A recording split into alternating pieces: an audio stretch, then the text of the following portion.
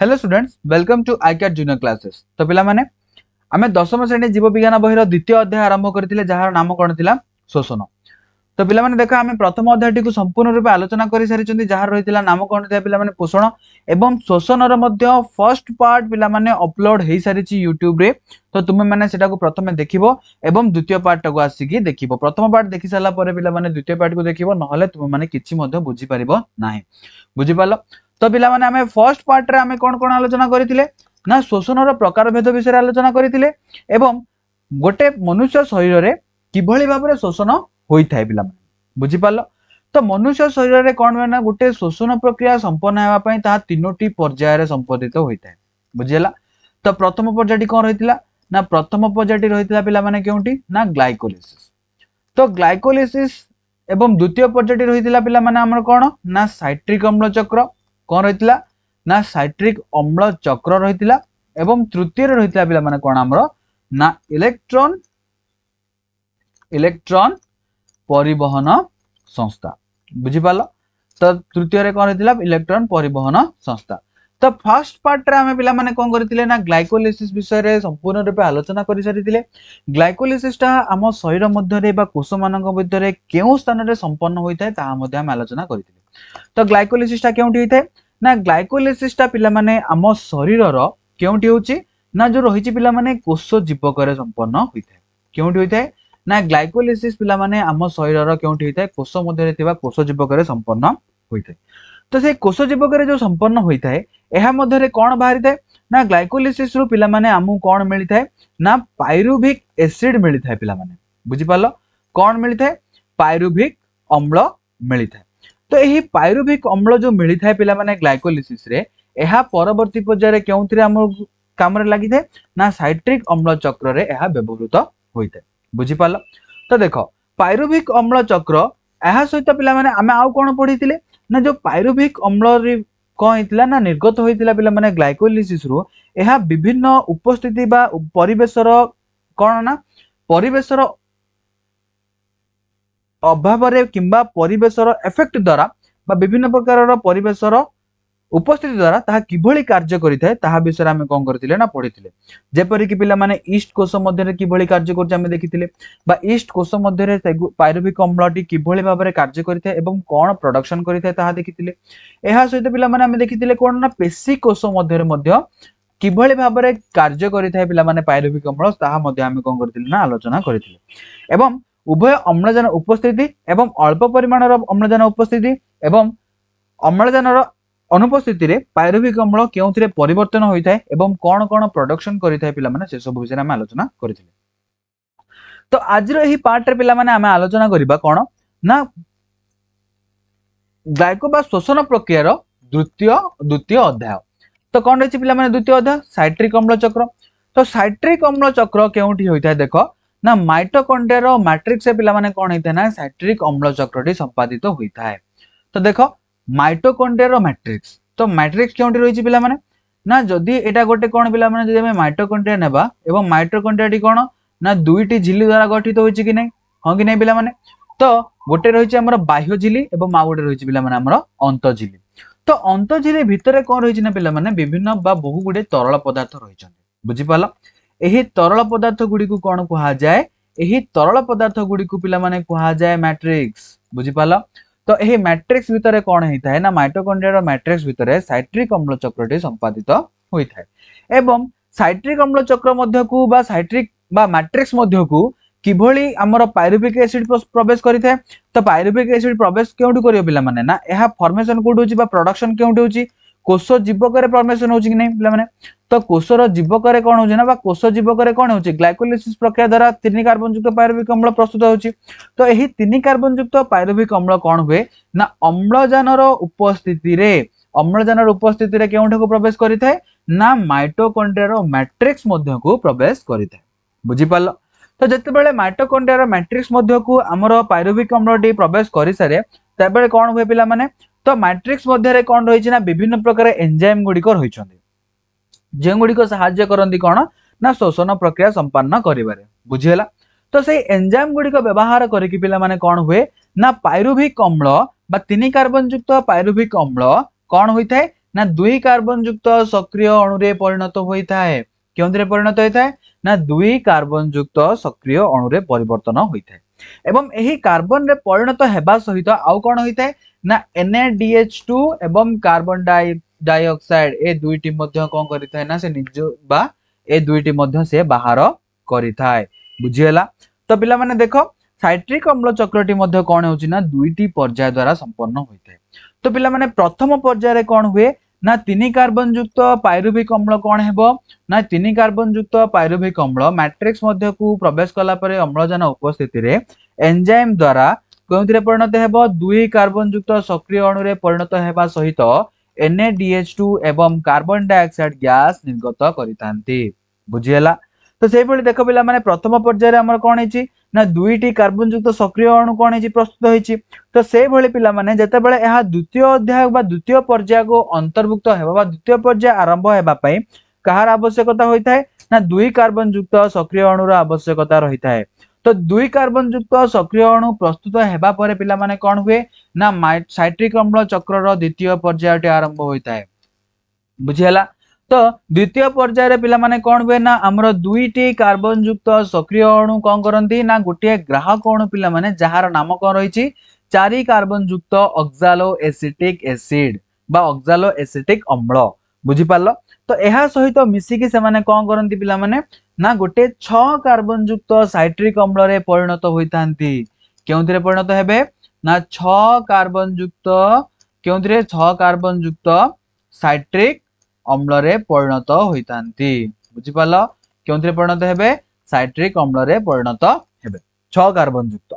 Then एही 6 carbon युक्त citric अम्लटी विभिन्न प्रकार जैव रासायनिक प्रक्रिया मध्य देकी जाईकी पिला माने कोन करे पुनर्बार गोटे ग्राहक अणु सृष्टि करिबा सहित FADH2 NADH2 एवं ATP मध्य कोन करितांती ना उत्पन्न करितांती बुझि पालो।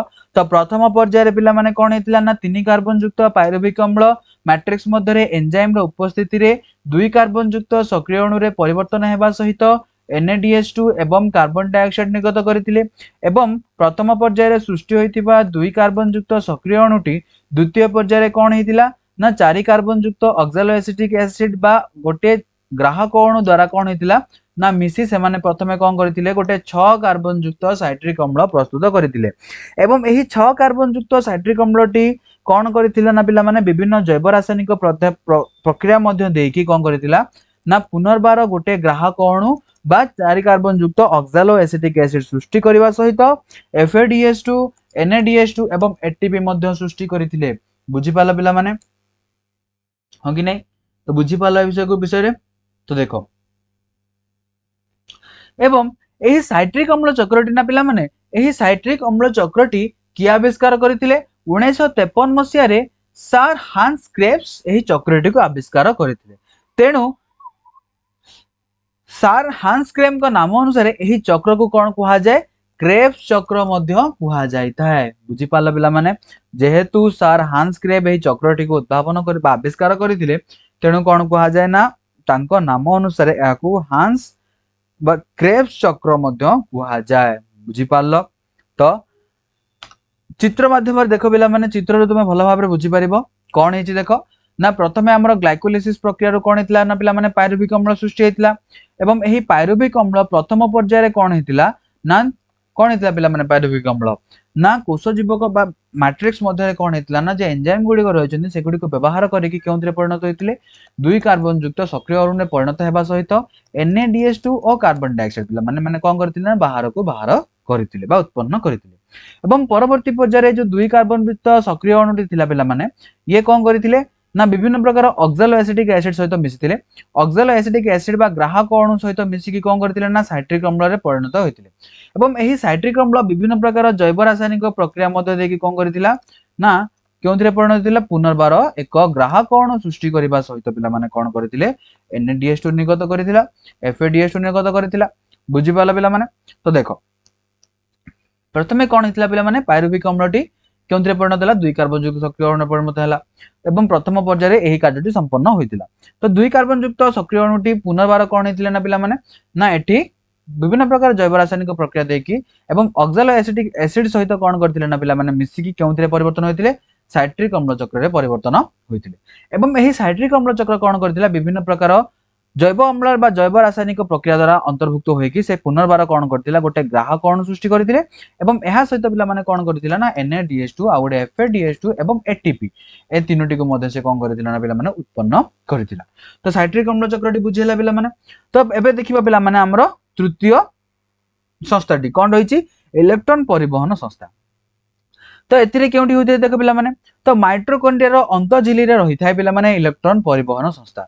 तो पिला माने जदि हम एटे माइटोकॉन्ड्रिया को देखिबा तार अंतःझिल्ली माने कोन पिला माने जो भीतर जो झिल्ली रहिछि हो कि नै तो एही भीतर झिल्ली रे कोन हिथि पिला माने ना हमरो इलेक्ट्रॉन परिवहन संस्था कार्य करिथाय।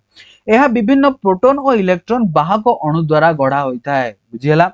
जेहेतु पिला माने एटी तुमे जानि परथुबो जेहेतु इलेक्ट्रॉन परिवहन संस्था रहिछि तेणु एठारे विभिन्न प्रकार इलेक्ट्रॉन एवं प्रोटॉन गुड़िक आमको देखा मिलिबो।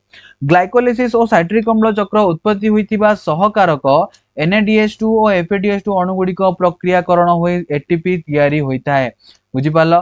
तो यही इलेक्ट्रॉन परिवहन संस्था रे कोन हुए ना पिला माने जो ग्लाइकोलिसिस एवं साइट्रिक अम्ल चक्र रे कोन कोन उत्पन्न होइतिला NADH2 FADH2 उत्पन्न होइतिला एवं एगुड़िक कोन हेबे ना इलेक्ट्रॉन परिवहन संस्था द्वारा प्रक्रियाकरण होई कि केउथिरे परिणत हेबे शक्ति उत्पन्न करिवे। विजारित सहकारक गुड़िकरू इलेक्ट्रॉन बाहरी इलेक्ट्रॉन वाहक अणु श्रृंखल माध्यम गति करे और बाहरुतिबा प्रोटॉन वाहक माध्यम दुई झिल्लीर मध्यवर्ती स्थान को स्थानांतरित होता है। श्रृंखल शेषरे थिबा वाहक अणु एक एंजाइम द्वारा इलेक्ट्रॉन सहित मैट्रिक्स रे थिबा द्रवीभूत अम्लजान को मिसाई जल सृष्टि करितांती। इलेक्ट्रॉन वाहक श्रृंखल रे इलेक्ट्रॉन गति करिबा समय रे दुई झिल्ली मध्य थिबा अंतवर्ती स्थान अधिक परिमाण रे प्रोटॉन जमा हुए हम कि नै। तो जते बेले गोटे स्थान रे इलेक्ट्रॉन रहिछि माने पिला माने सेठी कोन हुए ना सेता चारि पाखरे थिबा प्रोटॉन मान को मध्य कोन करिथाय ना अट्रैक्शन करिथाय। एहा द्वारा एक प्रकार प्रोटॉन गति सक्षम बल तयारी होइथाय एवं एही बल को उपयोग करी ATP सिंथेज नामक एंजाइम ATP प्रस्तुत करिथांती। बुझि पाला पिला माने इलेक्ट्रॉन परिवहन संस्था किपरि कार्य करिथाय। तो भलो भाबरे बुझिबा पिला माने चित्र रु देखो कोन होइछि ना पिला माने देखो एटा होछि कोन एटा गोटे कंप्लीटली होछि पिला माने हमरो माइटोकॉन्ड्रिया रो इनर मेम्ब्रेन बुझि पालो। इनर मेम्ब्रेन माने कोन बा अंतः झिल्ली बोली हमें जहा को कहि थांती बुझि पालो। ता कोन होछि माइटोकॉन्ड्रिया रो अंतः झिल्ली। तो माइटोकॉन्ड्रिया रो अंतः झिल्ली मध्य रे कोन हुए ना अंतः झिल्ली मध्य रे विभिन्न प्रकार रो कोन होछि ना पिला माने एवं एहा तो कोन होछि पिला माने एडा होछि हमरो माइटोकॉन्ड्रिया रो मैट्रिक्स। तो इलेक्ट्रॉन परिवहन संस्था रे कोन हुए ना इलेक्ट्रॉन परिवहन संस्था रे एही FADH2 एवं NADH2 पिला माने FADH2 एवं ए जो रहिछि हमरो NADH2 कोन होंती ना ATP रे परिणत होइतांती बुझियला। तो किबोली हेबे ना संस्थाटी इलेक्ट्रॉन और प्रोटॉन वाहक द्वारा गठित होइते एवं पिला माने देखो एथिरे बहुत सारा कोन रहिछन्ती एमाने होछन्ती वाहक अणु एमाने ग्राहक अणु एबोर भाबरे कोन रहिछन्ती विभिन्न प्रकार रो वाहक अणु बा प्रोटॉन और इलेक्ट्रॉन वाहक अणु गुडीक रहिछन्ती बुझियला। एहा परे देखो पिला माने एमाने कोन करन्ती तो एथिरु कोन हुए ना देखो पिला माने NADH2 रु कोन हुए ना हमरो हाइड्रोजन बा गोटे H+ बा हाइड्रोजन अणु बाहरी पडंती। हाइड्रोजन अणु बाहरी सारिबा परे एथिरु गोटे इलेक्ट्रॉन बाहरी थाए एवं ए इलेक्ट्रॉन कोन करे ना ए कोष झिल्ली मान मध्ये माने कोन करे अंत झिल्ली भितरे कोन करिथे ना पिला माने चलन करिथे। अंत झिल्ली मध्ये रे चलन करिबा फल रे कोन हुए अधिक परिमाण रो के जमा हुए पिला माने ना हाइड्रोजन अणु गुडी को अधिक परिमाण रे जमा होंती हम कि नै। तो जेते इलेक्ट्रॉन प्रवाह होबो सेते कोन हेबो पिला माने एठी हमर कोन सृष्टि हेबे ना हाइड्रोजन अणु गुडी को सृष्टि हेबे कि नै। तो एही हाइड्रोजन अणु गुडी को माने कोन करंती ते माने कोन करिबे बा प्रोटॉन बोली हमें जाहो कहिताओ एही प्रोटॉन गुडी को कोन होंती ना अधिक परिमाण रे जमा हेबा फल रे कोष मानक मध्ये रे ए माने कोन करंती ना गोटे बल सृष्टि करंती जाहा को कोन कुआ जे गोटे बल सृष्टि करिथांती पिला माने एवं एही बल को व्यवहार करिकि पिला माने कोन हुए ना एही बल को व्यवहार करिकि माने जो गुडी को प्रोटॉन द्वारा जो शक्ति उत्पन्न होइते सेही शक्ति को व्यवहार करिकि पिला माने कोन हुए ना ATP सिंथेटेज नामक गोटे एंजाइम रहिताय से कोन करे एही हाइड्रोजन अणु को व्यवहार करिकि कोन प्रस्तुत करिताय ADP को फॉस्फेट सहित मिसै कि पिला माने कोन करिताय ना ATP प्रस्तुत करिताय बुझि पालो। तो एथिरे कोन होची ना NADH2 एवं FADH2 दुईटी सब विभक्त होचंदी विभक्त हेबा फल रे एथिरु कोन बाहरुची इलेक्ट्रॉन बाहरुची पिला माने एही इलेक्ट्रॉन गुडी को विभिन्न वाहक अणु देकी कोंठी की जानती ना कोषर बा अंतःझिल्ली मध्य को प्रवेश करितांती एवं एही अंतझिल्ली मध्य इलेक्ट्रॉन गुड़िक प्रभावित हेबारे लगी एवं इलेक्ट्रॉन जिते प्रभावित होता पिला माने एहा फल कौन हुए ना बहुत सारा प्रोटॉन अणु गुड़िक आसिकी एही झिल्ली मध्य कौन होती ना संरक्षित होकर रही एवं एही झिल्ली मध्य कौन होता ना पिला माने जिते प्रोटॉन अणु संरक्षित होकर रहिबे एहा फल कौन हुए गोटे बल सृष्टि होता है पिला माने प्रोटॉन अणु गुड़िकर जमा हेबा फल बुझीला एवं एही जमा हेबा फल जो बल सृष्टि होता है पिला माने सेही बल को व्यवहार करिकी एटीपी सिंथेटेज नामक गोटे एंजाइम रही है पिला माने से कौन करे ना एथिरु एटीपी प्रस्तुत करिथाय बा आम शरीर आवश्यक होतबा एटीपी गुडी को प्रस्तुत करिथाय। तो बुझी पाला पिला माने इलेक्ट्रॉन परिवहन संस्था किपरि कार्य करिथाय हां कि नै। तो पिला माने देखो एवं जो एही प्रकार इलेक्ट्रॉन परिवहन संस्था हेबा सहित आम पिला आमे कोन देखिले पिला माने आम शरीर रे किभଳି भाबरे अम्लजान बा वायु रो व्यवहार होई कि खाद्य रो आम शरीर रे शक्ति प्रवाहित बा शक्ति उत्पन्न होइते। तो देखो पिला माने जीव मध्य शोषण प्रक्रिया किबरी होइता देखिबा। तो देखो प्रत्येक जीव मानक शरीर मध्य वायु उपजीवी शोषण क्रिया रे शरीर मध्य शक्ति सृष्टि होइता हां कि नै पिला माने। तो वर्तमान आमे देखिबा पिला माने वायु उपजीवी शोषण कोन एवं वायु अपजीवी शोषण कोन। तो देखो पिला माने हमर दुईटी रहिछि कोन गोटे होछि पिला माने वायु उपजीवी शोषण बुझियला आउ गोटे कोन रहिछि ना पिला माने वायु अपजीवी शोषण बुझियला। तो दुईटी रो अर्थ कोन पिला माने वायु उपजीवी शोषण कहले कोन ना वायु उपजीवी शोषण कोन पिला माने एठी वायु रो उपस्थिति रहिथिबो बुझियला एठी कोन रहइबो वायु उपस्थिति रहिबे किंतु वायु अपजीवी शोषण रे पिला माने वायु रो उपस्थिति रहिबो नाही बुझियला। एमाने कोन ना परस्पर विपरीत उपाय काम करथांती वायु अपजीवी शोषण रे कोन होय वायु रो उपस्थिति रहंती नाही माने अल्प परिमाणर अम्लजान जेतिकी आवश्यक पिला माने सेतिकी अम्लजान रहंती नाही बा अम्लजान मिले नाही कोष मानकु बुझी पालो। एवं एठी कोन होय पिला माने ना संपूर्ण रूप रे अम्लजान आंकु मिलिता है बुझी पालो एमानन कोन मिलिबो ना संपूर्ण परिमाणर आवश्यक परिमाणर अम्लजान मिली पारिबो वायु उपजीवी शोषण रे बुझियला। एवं वायु उपजीवी शोषण रे पिला माने कोन हुए ना एथिरे गोटे ग्लूकोज अणुर संपूर्ण जारण होइथाय गोटे ग्लूकोज अणुर कोन होउछि ना पिला माने संपूर्ण जारण होइथाय बुझियला।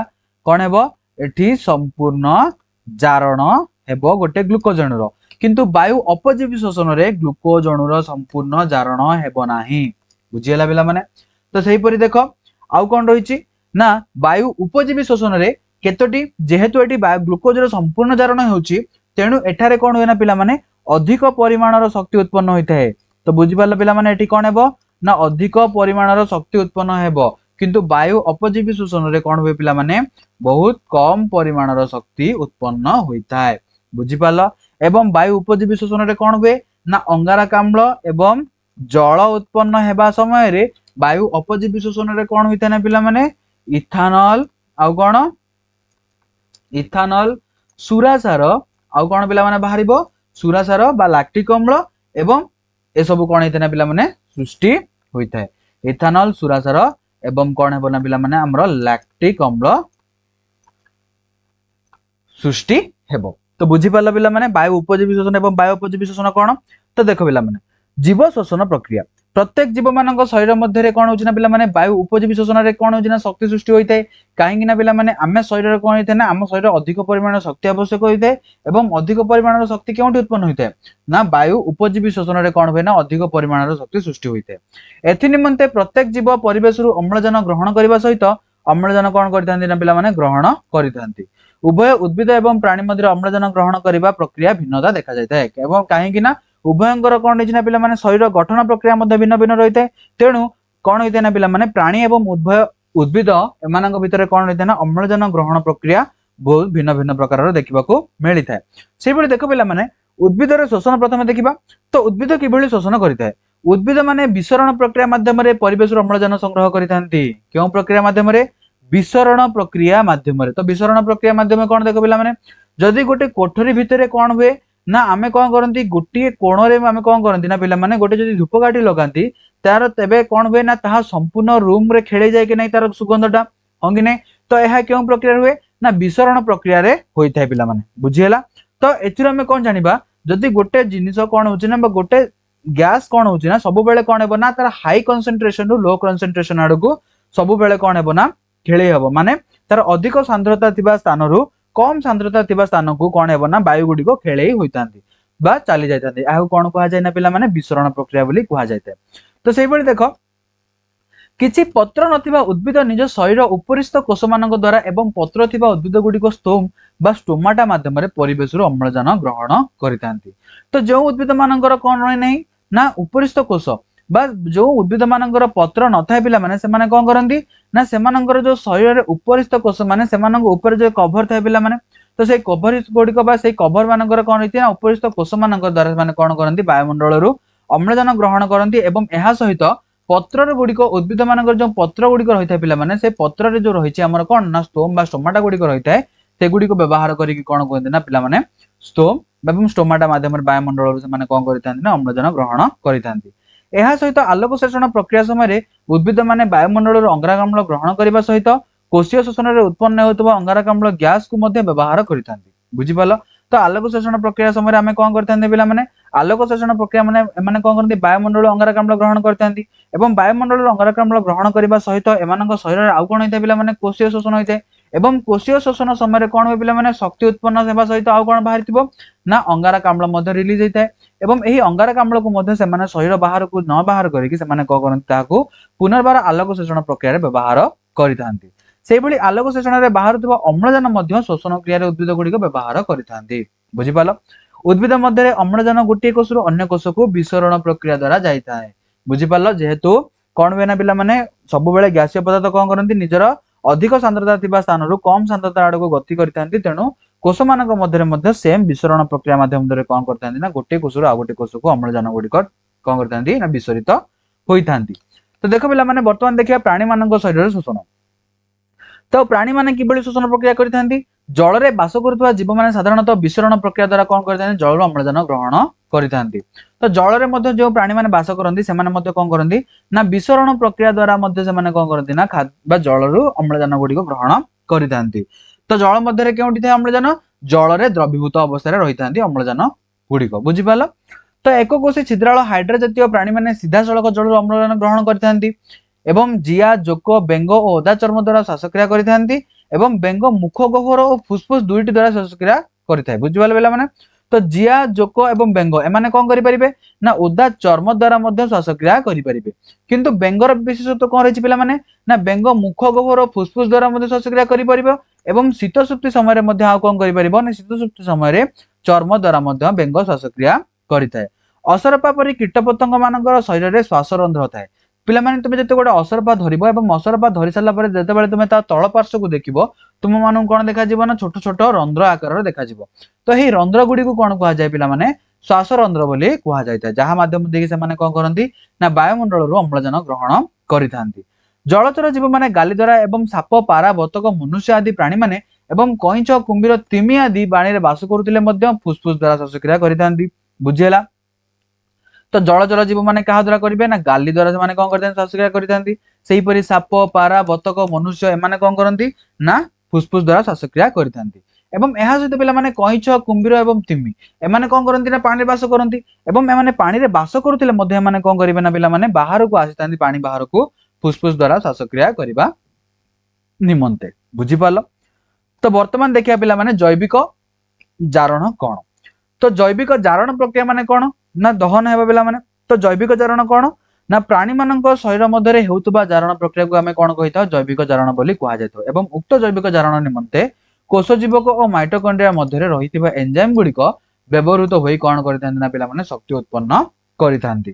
तो आमे जो खाद्य गुडी को ग्रहण करितांती पिला माने से गुडी को हम शरीर रे सळीकृत हेबा परे से गुडी कोन जायताय ना से गुडी को हम कोष निकट को जायतांती एवं कोष निकट रे बा कोष मध्य रे दिबा कोष जीवक और माइटोकॉन्ड्रिया गुडी को कोन करितांती ना जैविक ताहा मध्य दिवा विभिन्न प्रकार एंजाइम गुडी को व्यवहार करके जैविक जारण प्रक्रिया द्वारा कौन करथांती ना पिला माने सेतिरु शक्ति उत्पन्न करथांती बुझियला।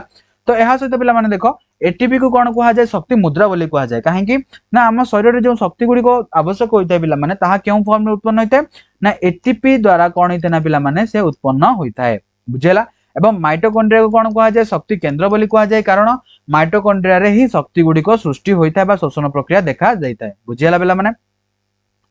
तो वर्तमान देख पिला माने गोटे एडीपी अणु बा एडेनोसिन डाइफॉस्फेट रे गोटे फॉस्फेट अणु मिसी एटीपी गठित होता है। तो एटीपी किभली गठित होता है जेतेबेले गोटे एडीपी बा एडेनोसिन डाइफॉस्फेट रे गोटे फॉस्फेट अणु गुडी को कोन होता ना गठित बा मिसी थाए पिला माने तो किछि शक्ति व्यवहार करते एवं सेही शक्ति को व्यवहार करबा फल से कोन होता ना पिला माने एटीपी रे परिणत होता है। बुझी पाला पिला माने एवं एही एटीपी को ही हमें कोन कहिताउ ना शक्ति मुद्रा बोली कहिताउ हम शरीर मध्य रे। बुझी पाला पिला माने हम शरीर रो शक्ति मुद्रा किए ना एटीपी।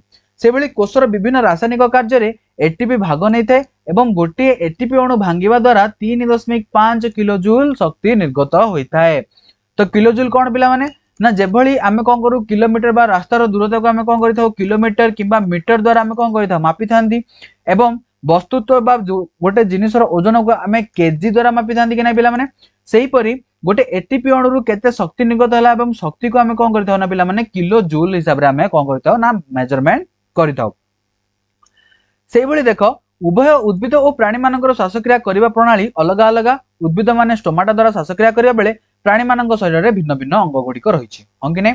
तो उद्भिद अपेक्षा प्राणी मानक शरीर बहुत कॉम्प्लेक्स कि नहीं पिला माने हाँ कि नहीं बहुत जटिल प्रकार अंग गुड़िक देखा मिलता है हाँ कि नहीं। तो यह देखा गले पिला माने कौन हुए ना उद्भिद मानक शरीर रे कौन होती ना बहुत सिंपल प्रकार कौन होती ना पिला माने ना श्वासक्रिया करने तंत्र गुड़िक रही किंतु प्राणी मानक शरीर रे बहुत बहुत पिला माने कॉम्प्लेक्स बा बहुत जटिल तम अंग गुड़िक रही पिला माने बुझीला।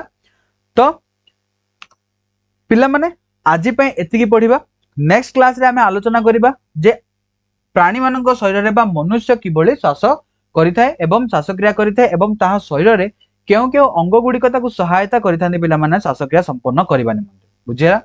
तो वीडियो टी पिला माने जदि तुमको भलो लागि ताहाले लाइक कर दो पिला माने कमेंट करिवो निहाती भूलिबो नाही एवं चैनल टी को सब्सक्राइब कर दो पिला माने एवं पाखरे थिया बेल आइकन टी को प्रेस करके ऑल रे सेट कर दो जहा फल रे जति सब न्यू वीडियो पिला माने अपलोड करा जिवो तुम मानक तार नोटिफिकेशन फर्स्ट मिल जिवो एवं वीडियो टी को पिला माने तुम सांग मानक सहित मध्ये शेयर कर दो जहा फल रे से माने मध्ये एही वीडियो रो किछि लाभ पाई परिबे।